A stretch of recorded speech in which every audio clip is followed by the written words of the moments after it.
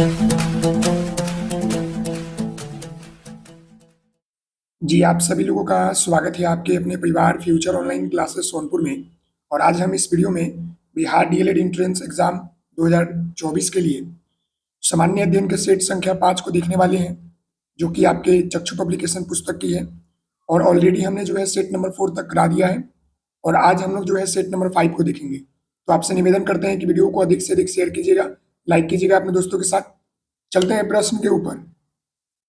तो यहाँ पर देखिएगा कि पहला प्रश्न आपका है कि भारत के उपराष्ट्रपति का निर्वाचन निर्वाचक मंडल द्वारा किया जाता है, जिसके सदस्य होते हैं। यानी भारत के जो उपराष्ट्रपति होते हैं उनका जो निर्वाचन होता है ना, निर्वाचन मंडल द्वारा जो है होता है। तो जो निर्वाचन मंडल में जो सदस्य होते हैं ना, वो कौन होते हैं? पहला ऑप्शन देखिएगा, राज्यसभा के सभी सदस्य। दूसरा, संसद के दोनों सदनों के सभी सदस्य, संसद के दोनों सदनों के निर्वाचित सदस्य, और राज्यसभा के निर्वाचन सदस्य। तो मैं आपको बताना चाहूंगा कि भारत के जो उपराष्ट्रपति का निर्वाचन मंडल द्वारा किया जाता है, जिसमें सदस्य जो होते हैं संसद के दोनों सदनों के सदस्य होते हैं। तो इसका आंसर हो जाएगा ऑप्शन आपका सी। यानी जितने भी संसद होते हैं ना, ऊपरी और निचली सदन, दोनों सदनों के जो सदस्य होते हैं वही जो होते हैं भारत के उपराष्ट्रपति का निर्वाचन करते हैं। तो इस प्रश्न का उत्तर ऑप्शन आपका सी हो जाएगा। अगला प्रश्न यहाँ पर देखिएगा कि कौन सा देश मतलब कि सार्क का सदस्य नहीं है। यानी कि देक्षेस बोलिए या सार्क बोलिए, तो सार्क का सदस्य नहीं है। समझ गए? बताइएगा इसमें कौन नहीं है? भूटान, नेपाल, बांग्लादेश और जापान। तो मैं आपको बताना चाहूंगा, जो आपका सार्क में सदस्यों की संख्या है ना, देशों के सदस्यों की संख्या है, वो टोटल आपका 8 है। याद रखिएगा, इसमें मतलब आपका 8 देश जो है शामिल है। और उसमें जो है आपका अफगानिस्तान, बांग्लादेश, भूटान, मालदीव, नेपाल, पाकिस्तान, श्रीलंका, ये सब आपका है। समझ गए ना जी? तो कहने का मतलब है कि इसमें जो आपका नहीं है, तो भूटान आपका है, बांग्लादेश आपका है, और आपका जो है यहाँ पर नेपाल भी है, लेकिन जापान जो है नहीं है। तो इस प्रश्न का उत्तर आपका ऑप्शन ई हो जाएगा, जापान। समझ गए? और भी आपका है, बात कर ले तो अफगानिस्तान भी है, भूटान भी है, भारत भी है, बांग्लादेश, मालदीव, नेपाल, पाकिस्तान, श्रीलंका, ये सभी जो है इसके सदस्य हैं। समझ गए ना जी? अगले प्रश्न की हम बात करते हैं। अगले प्रश्न यहाँ पर आपका देखिएगा 73 नंबर यानी 3 नंबर है, राजपूत पेंटिंग के लेखक कौन है? बताइएगा। यहाँ पर ऑप्शन देखिएगा, आनंद के कुमार स्वामी, रामकृष्ण दास, डॉक्टर मोतीचंद्र, डब्ल्यू.जी. आर्थर। बताइएगा राजपूत पेंटिंग के लेखक कौन है? तो मैं आपको बताना चाहूंगा कि राजपूत पेंटिंग के जो लेखक है वो आपके जो है आनंद के कुमार स्वामी है। तो इस प्रश्न का उत्तर आपका ए हो जाएगा। क्या हो जाएगा? ए हो जाएगा। और राजपूत पेंट जो आपका पेंटिंग नामक पुस्तक है, ये आपका जो है 1916 ईस्वी में लिखा गया था। कब लिखा गया था? 1916 ईस्वी में जो है लिखा गया था। अगला प्रश्न यहाँ पर है, लोक कला का संबंध है। बताइएगा क्षेत्रीय कला से, चित्रकला से, आधुनिक कला से, या प्रागैतिहासिक कला से। तो जो लोक कला होता है, कहने का मतलब होता है ना कि वह कला जो लोगों में पारंपरिक रूप से विख्यात हो। तो यह जो होता है क्षेत्रीय कला से संबंधित होता है। जैसे कि आप मधुबनी पेंटिंग देख लीजिए, ये लोक कला है, पूरे देश में फेमस है। समझ गए ना? चलिए अगले प्रश्न की हम बात करते हैं। तो अगला प्रश्न यहाँ पर आपका 75 नंबर है, ज्यामितीय डिजाइन कहते हैं ज्यामितीय आंकड़ों को, ज्यामितीय आकारों में बनी डिजाइन को, वर्ग में बनी डिजाइन को उपयुक्त में से कोई नहीं। तो जो आपका ज्यामितीय डिजाइन होता है ना, वो क्या होता है कि यह जो होता है एक प्रकार का ज्यामितीय आकारों से बनी डिजाइन को हम लोग कहते हैं। तो इस प्रश्न का उत्तर हो जाएगा ऑप्शन आपका बी। समझ गए? अगला प्रश्न है, देखिएगा एपन का संबंध किस राज्य से है? यहाँ पर बोला गया है एपन। तो एपन जो है ना एक प्रकार का जो है रंगोली है। याद रखिएगा, यह जो एक प्रकार का रंगोली है, और इसका संबंध जो है किस राज्य से है? उत्तर प्रदेश, मध्य प्रदेश, उत्तराखंड, महाराष्ट्र।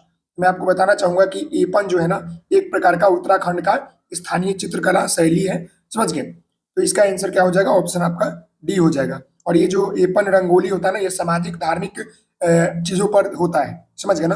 अगला प्रश्न यहाँ पर देखिएगा, हिंदुस्तानी संगीत में श्रुतियों की कुल कितनी संख्या है? 22, 13, 12 और 9।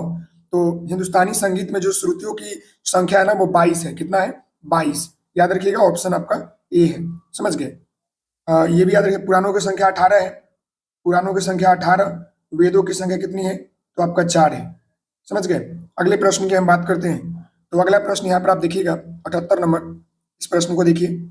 अगला प्रश्न यहाँ पर है कि हिंदुस्तानी संगीत में शुद्ध और विकृत कुल मिलाकर कितने स्वर है? स्वरों की संख्या बोला है तो हिंदुस्तानी संगीत में कुल 12 स्वर है। कितने हैं? 12 स्वर है, याद रखिएगा। इसका आंसर हो जाएगा ऑप्शन आपका ए। अगला प्रश्न यहाँ पर है, चार ताल का प्रयोग किस गायकी के साथ किया जाता है? बताइएगा। धमार, तराना, ध्रुपद और ख्याल।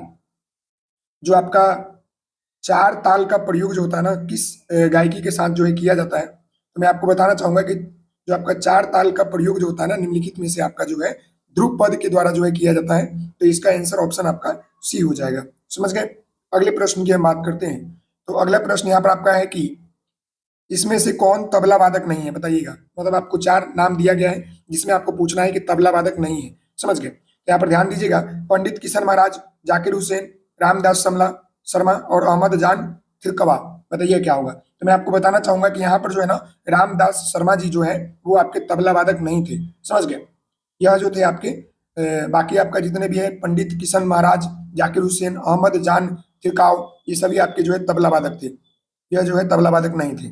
समझ गए? अगला प्रश्न देखिएगा, प्रथम राष्ट्रीय खेल कहाँ आयोजित हुआ था? तो राष्ट्रीय दिवस मतलब राष्ट्रीय खेल दिवस जो है 29 अगस्त को मनाया जाता है, याद रखिएगा।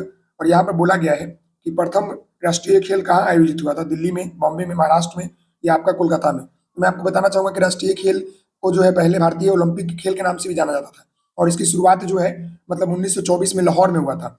और यहाँ पे बोला गया कि प्रथम राष्ट्रीय खेल जो है ना, भारत में जो आयोजन हुआ था वो आपका बॉम्बे में हुआ था। कहाँ पर? बॉम्बे में, याद रखिएगा। समझ गए? अगले प्रश्न की हम बात करते हैं। तो अगला प्रश्न यहाँ पर देखिएगा, 82 नंबर, भारत का संविधान कब अपनाया गया? 26 जनवरी 1950 को, 15 अगस्त 1947 को, 26 नवंबर 1947, 26 नवंबर 1949। यहाँ पर बोला गया कि भारत का संविधान कब अपनाया गया पूछा है।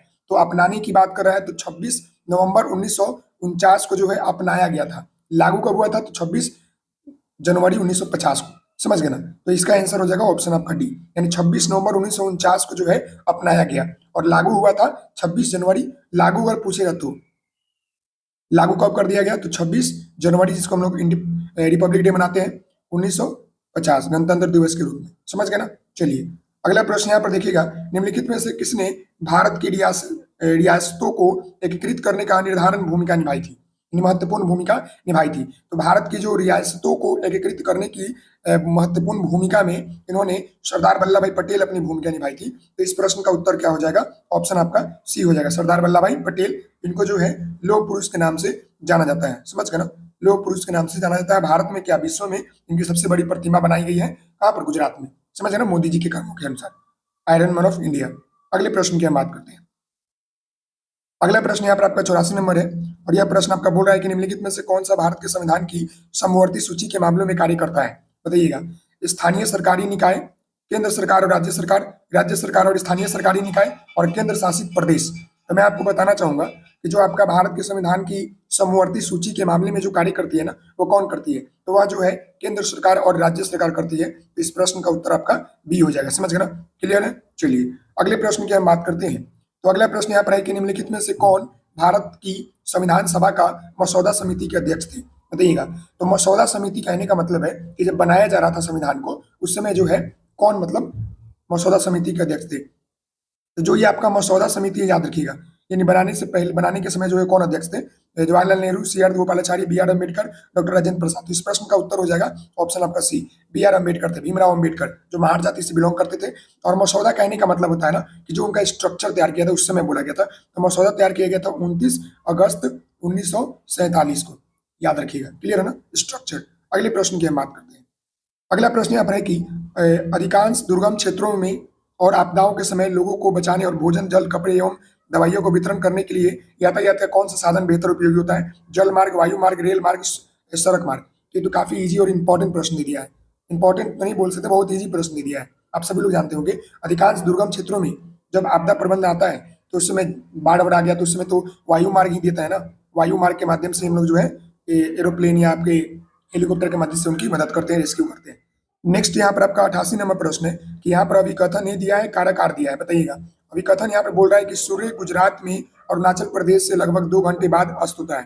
दूसरा, अरुणाचल प्रदेश गुजरात की तुलना में उच्च अक्षांश पर स्थित है। अब यहाँ पे बताना है आपको कि क्या ये दोनों कथन सही है कि गलत है, आपको बताना है। तो मैं आपको बताना चाहूंगा कि दोनों कथन जो है आपका सही है, लेकिन जो आपका कारक आर है ना, यह व्याख्या नहीं कर रहा है कि अरुणाचल प्रदेश गुजरात की तुलना में उच्च अक्षांश पर स्थित है, नहीं। तो इसका आंसर ऑप्शन आपका सी हो जाएगा। समझ गए? ए और आर दोनों सत्य है, लेकिन आर ए की व्याख्या नहीं कर रहा है सही तरीके से। अगला प्रश्न यहाँ पर देखिएगा कि निम्नलिखित में से कौन सा ऊर्जा गैर परंपरागत स्रोत है? गैर परंपरागत स्रोत बोला है, कोयला, ईंधन, प्राकृतिक गैस, सौर ऊर्जा। तो यहाँ पर जो आपका गैर परंपरागत स्रोत है ना, वो आपका सूर्य की रोशनी है, सौर ऊर्जा। समझ गए? अगला प्रश्न है, विशेष रूप से निर्मित टैंकों और तालाबों में मछली का प्रजनन कराता है? फिशिकल्चर, सेरिकल्चर, विटिकल्चर, हॉर्टिकल्चर। तो यहाँ पर मछली पालन करने के लिए हम लोग क्या बोलते हैं? तो मछली पालन जो हम लोग तालाबों में करते हैं ना, प्रजनन होता है, उसको हम लोग पिसिकल्चर बोलते हैं। तो इस प्रश्न का उत्तर हो जाएगा ऑप्शन आपका ए। क्लियर है ना? तो आप लोग जो है कमेंट कीजिए और बताइए कि आपको जो है ये क्लास कैसा लगा और आपके स्कोर कितना आ रहा है, आप लोग जरूर कमेंट कीजिए। मिलते हैं नेक्स्ट वीडियो में, तब तक के लिए धन्यवाद। Thank you so much, take care.